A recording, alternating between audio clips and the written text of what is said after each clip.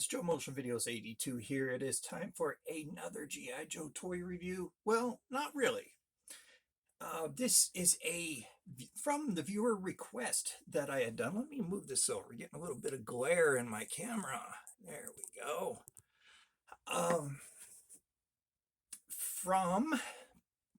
I wrote his name down. Hold on. This request was from J80 Hobbies.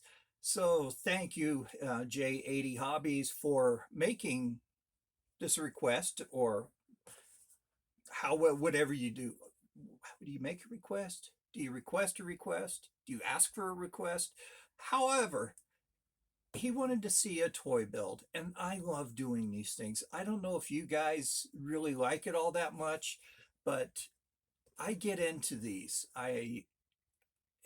It's kind of like a mindfulness thing for me, and it's a little more personal as I get to talk to you guys while I'm putting a toy together, and just really, get to spend some personal time with you guys, even though it is through a camera.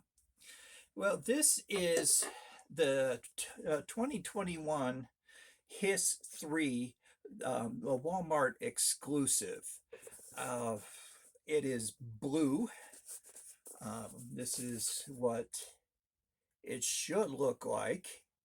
I don't know what it will look like when I open it up. I have another one that's boxed. That was supposed to be a part of the Christmas charity giveaway, but that individual who won never responded, so we got to keep our prizes for next year, which I will be more than happy to hold on to those and keep them minty fresh for you guys for the next charity drive. So you can have an opportunity to win some pretty cool prizes. The file card, they kind of cheapened it in a way because it's not detailed like they used to be, but it is in multiple languages, which is nice. It gives people from other countries a chance to read a file card if they don't speak or read English. So this guy actually has a name, believe it or not. His code name is Rip It, but his file name is Booth Fred T. the Third. I think this is the second time that they actually revealed a real name for a Cobra figure. If you want to count Cobra Commander from the movie, we know he was Rex. He was Duke's best friend. He was in the special forces and, supposed to be Duke's brother-in-law, but that broke off, blah, blah, blah. We've seen the movie. So Fred Booth. So I wonder if this guy was one of the Crimson Guard at one time, because they're Fred 1, 2, 3. They're kind of clones. They're all named Fred. But his role is the H.I.S.S driver, which is an acronym for High Speed Sentry. His specialty, primary specialty, is heavy equipment operator. Birthplace, Fall River, Massachusetts. Again, a birthplace. Never have they given a birthplace for just a standalone action figure aside from Destro. We know that he was James McCullen Destro. He was from the clan Destro. He's from Scotland. It just reads here, mean and fearless. Doesn't begin to describe Rip It. This guy knows only one thing: destroy or be destroyed. Okay, so this guy, he is a tough guy. So let's go ahead and rip it open. No, I'm just going to cut the tape. If I were a kid, I would have just torn right into this. My inner child is screaming, yeah, tear this open. So I don't know if that'd be the sobbing, hurting child or the angry, hurtful child. I mean, those are our two inner children. So anyway, I have another inner child that just says, let's play and talk about toys. So that's what we're going to do. So let's go ahead and just pop that bad boy open. Just take a look at that box art once again. That is very nice. These are actually not as rare as they had been. Hasbro has really stepped up their production and is getting these things out on the shelves. So I was at Walmart yesterday or day before, and I found 4 of them and 2 up on the top. And I could have been in a bunch of Snake Eyes, 6-inch Snake Eyes figures from the movie. So I picked up the Scarlet from there. And a few of the Stalker from the vintage, whatever they called it, series that, was kind of disappointing. Well, was really disappointing for a lot of collectors. I'm just happy to see G.I. Joe out on the pegs again. That's all. No complaints from me. So anyway, here's what it looks like boxed. They do not use the wire twists on this one, which I had seen this little string sticking out. That is pretty cool. I don't know if it's a safety thing or if it's cheaper for them to use this string, but you know what? I'm going to keep it. This is actually some pretty heavy-duty string. I can use it for something.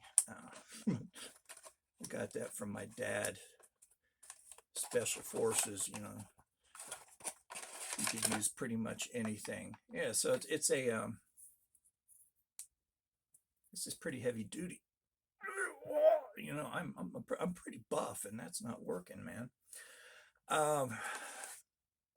So I lied about being buff.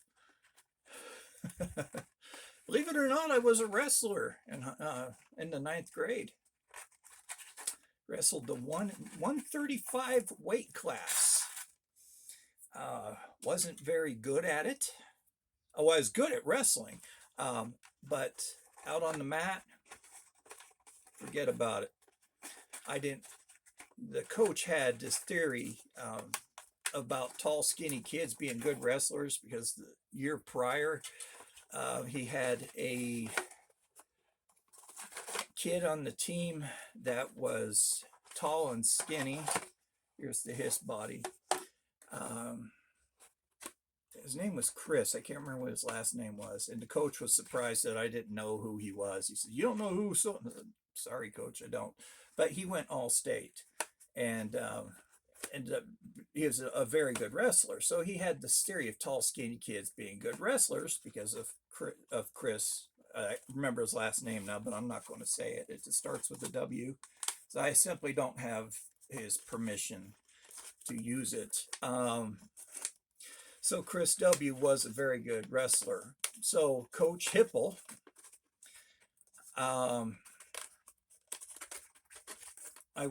he was also a reading teacher. So I was in his reading class, the turret, and he asked me to join the wrestling team. And of course I was, hey, yeah, why not? That sounds like fun. So that was in the 8th grade. So after school, starting in the 8th grade, I would train. I would weight lift, work out with the wrestling team from the 7th grade. And the wrestling team was 7th grade into 8th grade. There were some 9th graders that were on the wrestling team. So we all worked out together, lifting weights and everything. And actually, I was pretty proud of myself because when I first started, last piece of string, treads, when I had first started lifting weights, I could only bench press about 75 pounds, or not even that, about 60. And the action figure is actually wrapped up in this piece of paper. So as I was working out more and more, I finally finally bench pressed 100 pounds, and I was very proud of myself. But we had kids that were in the what they called the 200 club that could bench press 200 pounds. And we're talking eighth grade, ninth grade kids, 13, 14-year olds bench pressing 200 pounds. I couldn't believe it. I could do that with my legs, not a problem. Um, but my upper body, I couldn't. So, anyway, okay, I'm going to keep this just because canopy, figure stand. We'll look at all this later, but anyway, I started bench pressing 100 pounds, and the coach, he didn't let me wrestle uh, because obviously he wanted to win. I wrestled one exhibition match and lost. And I was ashamed, like, oh man, I lost this match, his exhibition. They did it just because me and this other guy sucked. And you know he didn't know that I didn't like to hurt people. And I think I would have been a good wrestler if I didn't care about hurting people. I think I would have done very well. So that's my wrestling story, but I still remember the moves. It's in here, it's muscle memory. And just a real quick story before we look at the action figure Rip It here. I was doing loss prevention for a local grocery store, and I caught a guy stealing a bottle of beer. And I don't know why they did it, but they would go from the cooler, walk all the way around the store when then there was an exit just right near the cooler where they could just bolt right out. But he walks all the way around the back of the store and all the way back around the front, and it's just pretty obvious. So I'm watching this guy the whole time, and I'm waiting outside meeting him, and he stops and starts talking to me. And I said, hey, I'm so and so with loss prevention. I introduced myself, and I said, I need to take you inside. We have to talk. You have a bottle of beer in your possession, which you did not pay for. He turns, he's wearing a backpack and the beer is sticking right out of the top. He turns and he's about ready to run. So I grab him by his backpack and just threw him through the doors, not literally through the doors. They were open. They were the automatic sliding doors. I took him and threw him through there, jumped on top of him, and I got him in a half Nelson and a chicken wing and held him down. And I kind of turned, which automatically jerks your body around. So he was in a very uncomfortable position. And I said, please stop. I said, we're going to run. He said, yeah, you're right. So I let him up. He actually ended up being a really nice guy. I just wrote him a citation. It's for $250 plus the cost of the beer. And I apologized to him right in front of the manager, shook his hand and sent him on his way. And the manager said, why did you apologize to him? I said, I don't want this grocery store to have the reputation that they have thugs working for them. And he said, I like that. So the wrestling moves came in handy, and my kindness. So, always be kind. That wasn't very kind, throwing him through the door, but he was going to run. And, it was my job to stop him. So anyway, look at Rip It. This is a nice looking action figure wearing this blue body armor with the Cobra sigil on the front. It's very cool. He has your typical legs, thigh high boots for the H.I.S. tanks or H.I.S. tank drivers. Not in red, not in red. Okay, all the H.I.S. tank drivers are in red. This makes this guy very special. So, he even has, it says Cobra Trooper Rip It on his figure stand. Not rip it, but rip it, like rip up the terrain. But he's kind of hunched over. I mean, he has that kyphosis going on. That's where you're leaning over. It's called kyphosis. So that part I kind of don't like, but the rest of it pretty cool. Doesn't come with a weapon that I know of yet. His joints are really, really stiff. I'm afraid to actually move it because I'm afraid his arm will pop out of socket.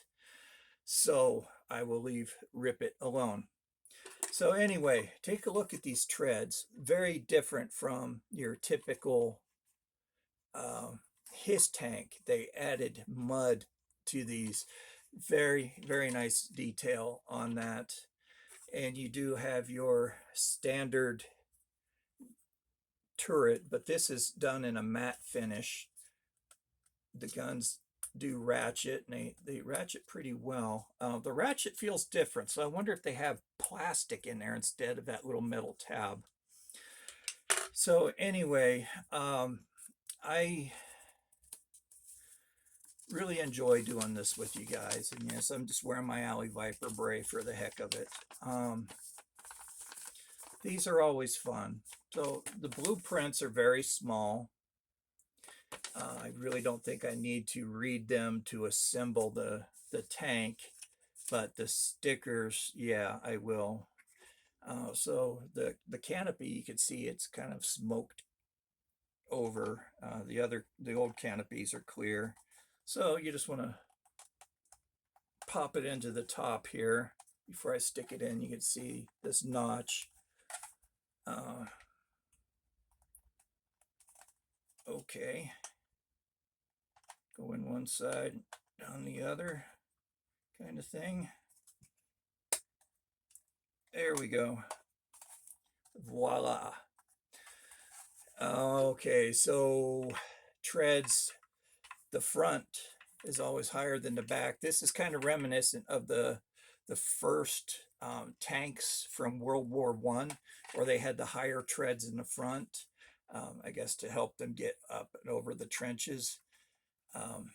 I would automatically want to put it this way, just my way of thinking. But it has all of these tabs and a tow hook. The tabs go here in the back. So you just want to, there's a little slot here in the back. I'm going to fit the back on there in the front. Let's do the front first. There's a slot here in the front, so that makes it easier. Maybe I should have read the instructions. And Bob's your uncle right there. Got the H.I.S. together. The turret has the 3 tab slots. I don't know if you can see the pegs. There's one right here. You just want to line those up. And there you go. Then you have your 360 turret. When John and I were kids, I talk a lot about John, and he never returned my phone call. So, I don't know if it was an old number or what, because I had looked him up and found information about him, and where he's living. He's living in Indiana now, and he has a girlfriend, blah blah blah. There are pictures of him, and I said, yeah, that's John. It's the John that I know. And it had a number, so I'm not sure if that number was still good. So I never got a call back, and that's okay. So if I ever get time, I will go out to Mesa. So look at this nice tank. Out to Mesa, which is a suburb of Phoenix, and where his brother lives. And I will talk to his brother and get information, about John and whatnot. I'm sure his brother Bill will remember me. Okay, so the 813 will go right across the front here. See, 813. It's not, 788. So, Brian, should you change your name to HCC 813? It doesn't quite have the same ring, does it? Oh,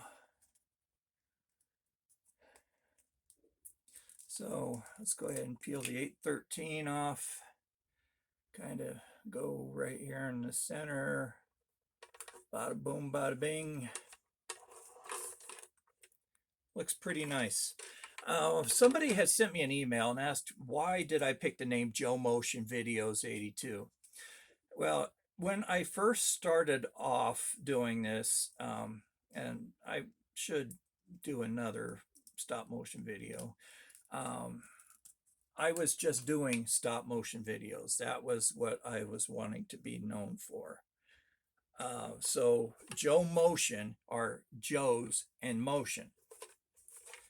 Here's the other 813 videos, making Joe's videos of Joe's in Motion 82, which is the year that G.I. Joe came out. So that's how I got the name Joe Motion Videos 82.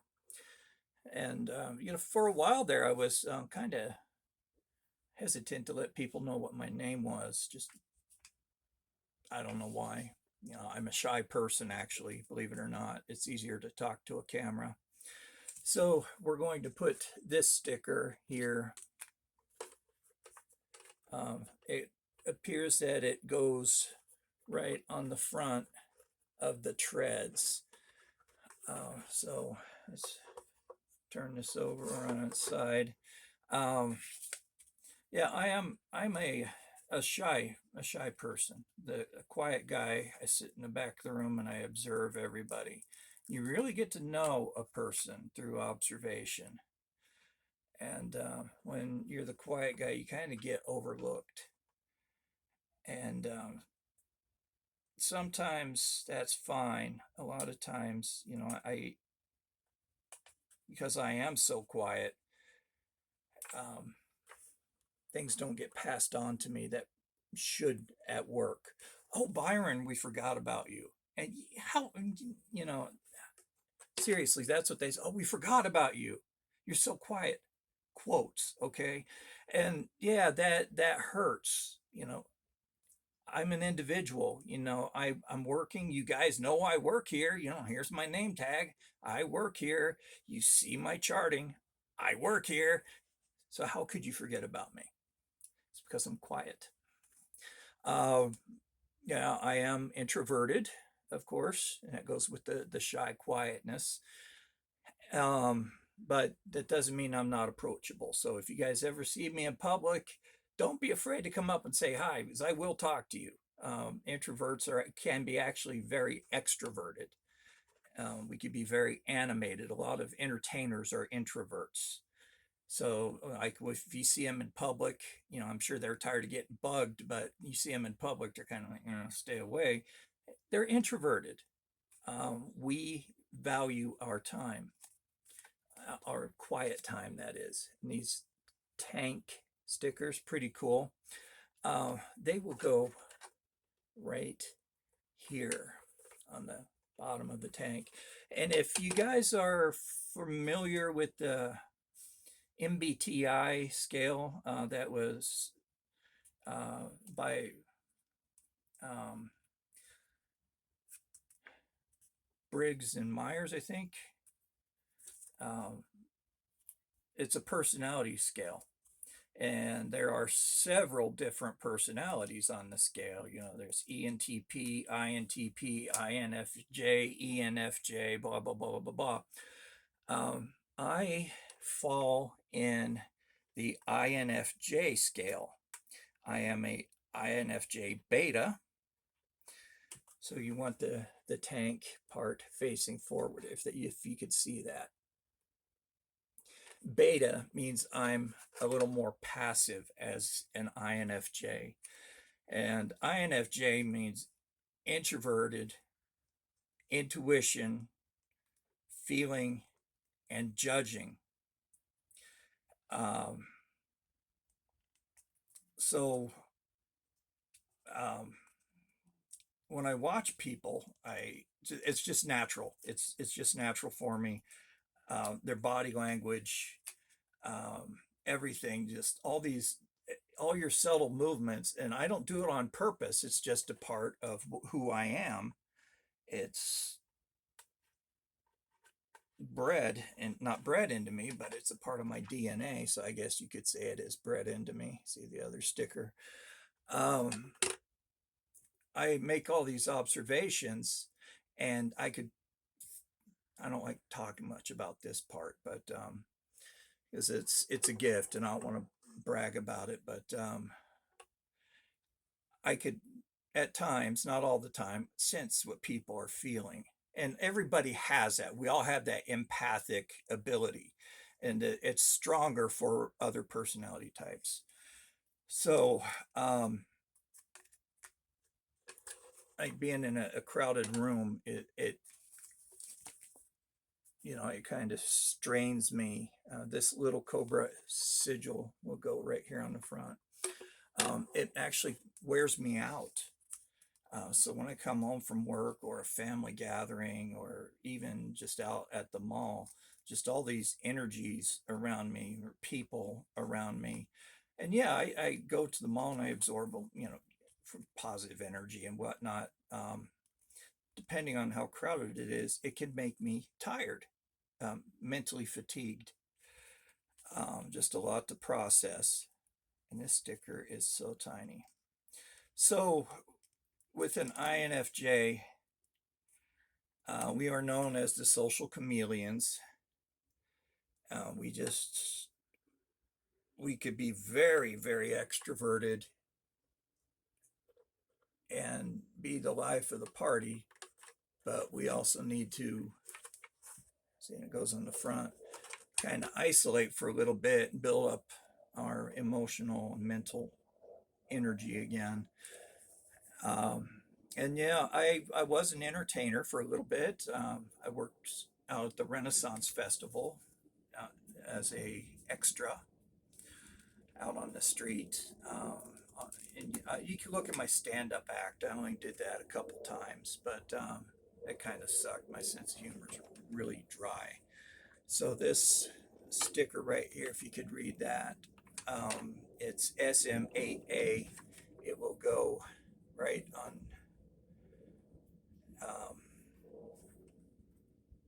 the underside of the tank, right in here.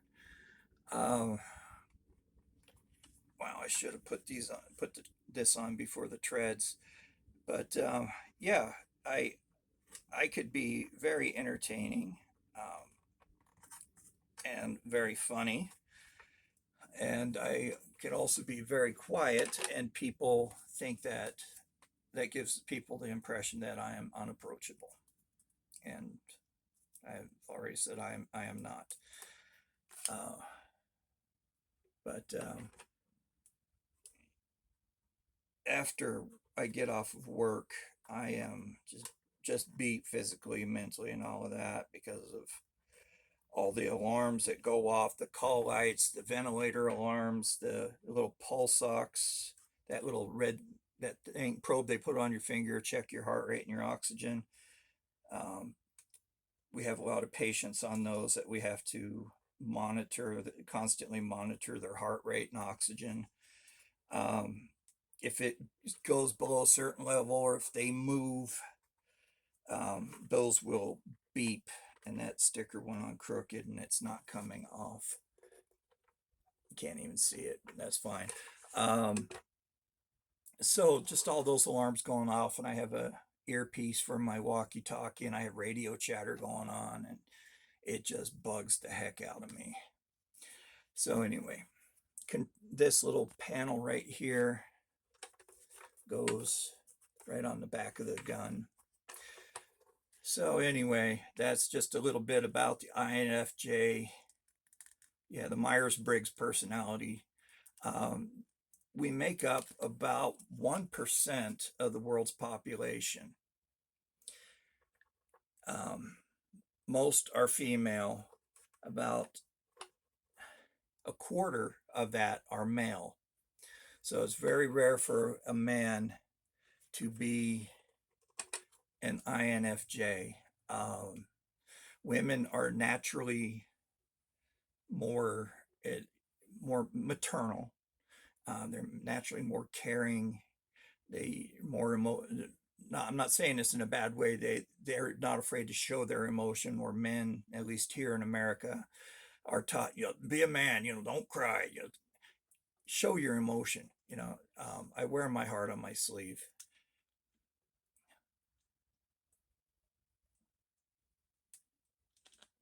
So it's natural for women to be more open about their emotions. And again, please don't take that the wrong way. I do not intend that to be derogatory. And this big cobra sigil goes on both sides. So yeah, there's all kinds of videos on YouTube about INFJ. You could take a personality profile online. There are a bunch of them that are free. It'll tell you what your personality type is. It's actually pretty cool. I I really get into the psychology part. I had to take some psychology courses in college because of the field that I'm in. So there you go. I mean, they're not exactly word, but it's okay. And the last one, it goes on the back there. Because I'm dealing with people, obviously. So I had to study psychology. And I'll tell you what, I got into that. The human mind is incredible, incredibly durable. The things that our brains will go through and just kick in survival mode, or it's just amazing.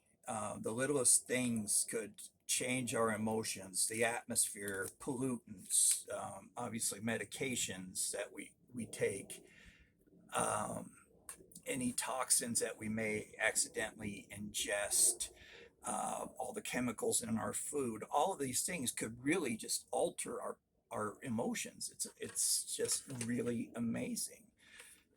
So I actually, on all my tests, I either got an A or a B on my psychology tests.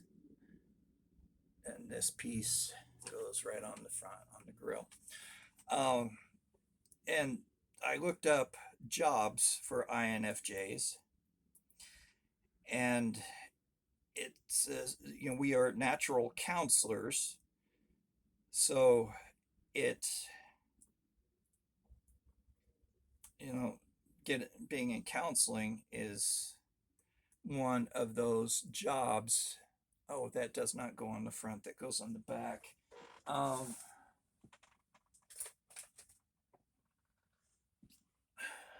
well, like my Kelly's here.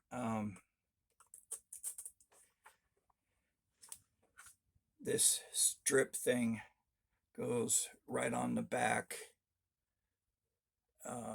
Looks like, is that the back or the front? Bugger me backwards. Yeah, it does go on the grill, but it doesn't fit inside of the grill. It doesn't fit inside that space. The sticker is just a little bit too wide. That's confusing. But anyway, counseling is one of those, jobs that fit for, that would be good for an INFJ. Um, there you go. It doesn't fit on the inside there, and that really bugs the heck out of me. But anyway, and just working with people is primarily what we are good at. Uh, so yeah, healthcare. I naturally wanted to do that. That's all I ever wanted to do, really. Since I was very little, I talked about that before. I wanted to be a doctor, but my grades in high school weren't all that great because I got bored very easily in class.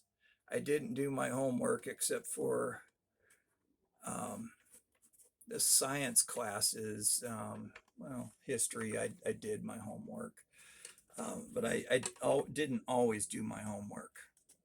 So the 221 sticker goes right here and right there. So my grades in high school weren't all that great, and my ambitions were kind of low. So I was more focusing on what I was going to do immediately after high school, and college was not one of them.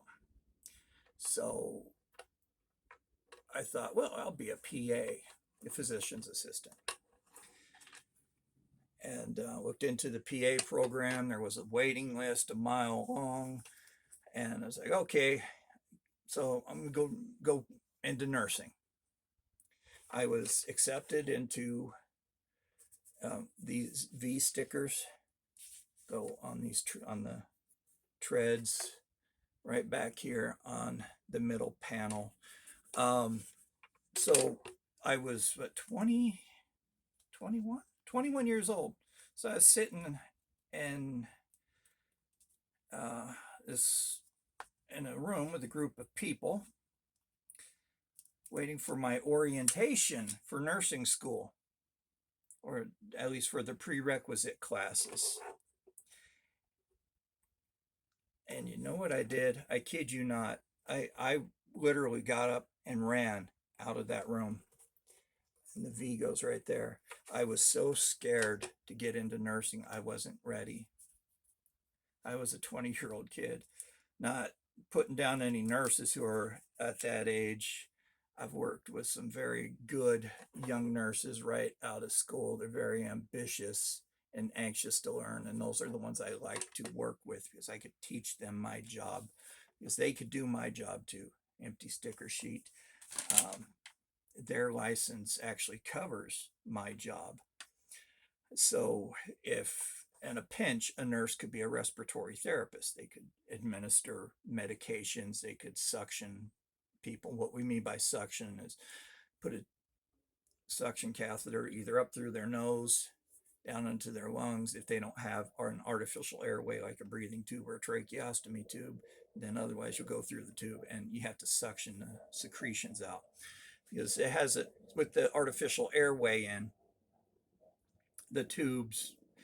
It's unnatural to your body, and when your body senses something unnatural, it wants to get rid of it.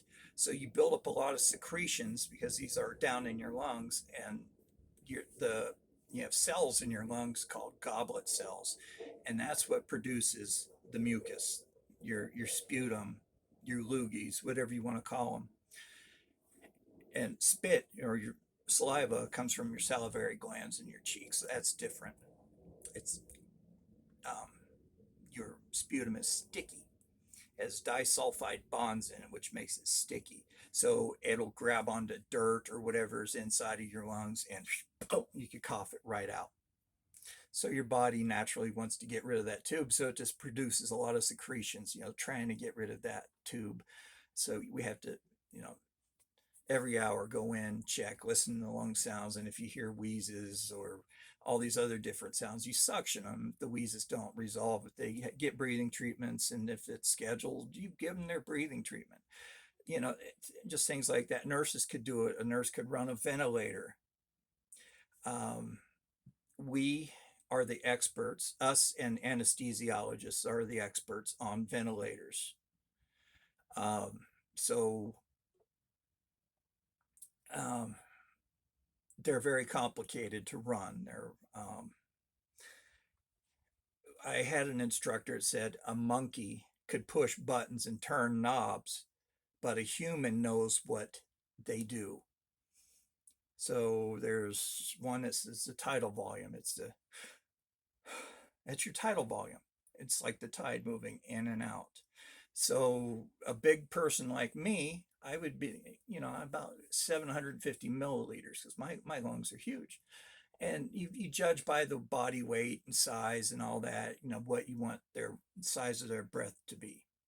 And their respiratory rate, like you put them in a chemical coma, or a medically induced coma, um, the machine just breathes for you. So you want to, rate, 16 to 20, because if you don't breathe fast enough, you'll retain CO2, and CO2 is very bad. Your body naturally has it, but we need to get rid of it. That's why we breathe. We breathe in oxygen, exhale CO2. The trees inhale the CO2, absorb it, and put out oxygen. So anyway, so we set the respiratory rate and the tidal volume, and there's something called PEEP. It's positive end expiratory pressure. And our natural PEEP from our atmosphere, we're at 760 millimeters of mercury at sea level. So our natural anatomical PEEP is 5. Doesn't mean nothing to you, but PEEP is what helps keep your lungs open, keeps your little air sacs open, the little alveoli, helps keep that open. So when you put an artificial airway in, you're just cutting off the atmospheric pressure because it has a balloon on the end of it to help. As you inflate that balloon, it keeps air from escaping around it so you could give them adequate breaths. So we put PEEP in there. Sometimes their oxygen levels a little lower or too low. We add more PEEP, positive end expiratory pressure, which is a pressure that's at the end of our expiration, which remains in our lungs. But long story short, we adjust all these things according to what we draw what's called a blood gas. Get it out of your artery, either out of your wrist or up here. We prefer you getting out of your wrist because you have 2 arteries right here that'll feed your hand. If you damage one, your hand is still going to get blood flow. If you get it up here, the brachial artery, you damage that, guess what? You just decide to amputate that person's arm. That's how it is. It's less painful up here. You have nerves that run through here, but this is more shallow. So we get that, we run it, we analyze it, and it gives all your gas levels in your blood and your acid levels. And I know how to look at that, and I say, okay, well, we need to do this. That's my job. So ventilators, especially with COVID, because people's lungs are so stiff from inflammation, and we were giving them high levels of PEEP that the textbooks say don't. And if you do too much, you cause what's called barotrauma, which is damage to the inside of the lungs. So yeah, we still put people on ventilators. If your CO2 is too high, you need to be on a ventilator. Well, we do our hardest to keep you off that ventilator. So we'll put you on a high flow of oxygen, right? Humidified. You see people with the cannula up their nose, and we're blasting 15 liters of oxygen. We have this machine that has a blender in it, so we'll go at like 60% or 100%, 60 liters up your nose, and we'll lay you face down, proning for I think it's what 10 hours, 11 hours face down, then 1 hour on your back face down, because when you're laying on your chest, you breathe a little bit easier, and that keeps people off of ventilators. But anyway, I could go on all day about that. Probably doesn't make a lick of sense to any of you guys. This is a toy channel. It is not a respiratory therapy channel, thank goodness, because I am not smart enough to teach that. I'm kidding. I used to teach it. So anyway, here is our beautiful Cobra Blue, his tank, with Fred Rippett, the flatulating Cobra, his tank driver. So thank you guys very much for tuning in. I really appreciate it. I'm sorry I got verbose. I love talking during these little things and telling stories. So there you go. We have his tank, and I will put this out on display and shove the box under a bed or in a closet or something because I am out of room. So I'll be doing the Baroness over here, her review later, and Orko, of course. So I'll grant all these reviews. So hang tight, Beachhead and Agnetha. I'll definitely do those reviews for you guys. So anyway, I bored you long enough. You guys take care. Stay safe out there. Remember the Triple S safety: sanitize 6 feet, wash your hands, wear your mask. That way you don't catch or pass on COVID if you don't want to get your vaccine. But if you do want to get vaccinated, talk to your families, talk to your doctor, see if that's the right thing for you. I've been vaccinated 3 times. I got my initial, my second, and my booster. Yeah, my arm was sore.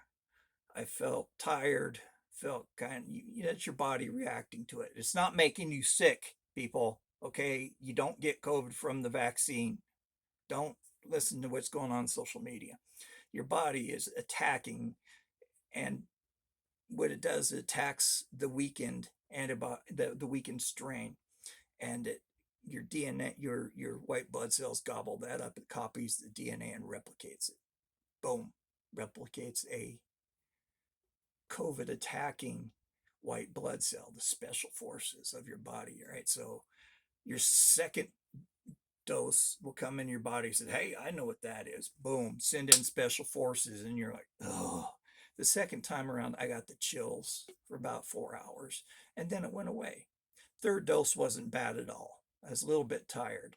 So now, if I'm exposed to COVID, I wear a mask at work. I'm tired of wearing a mask at work. I don't know what my coworkers look like.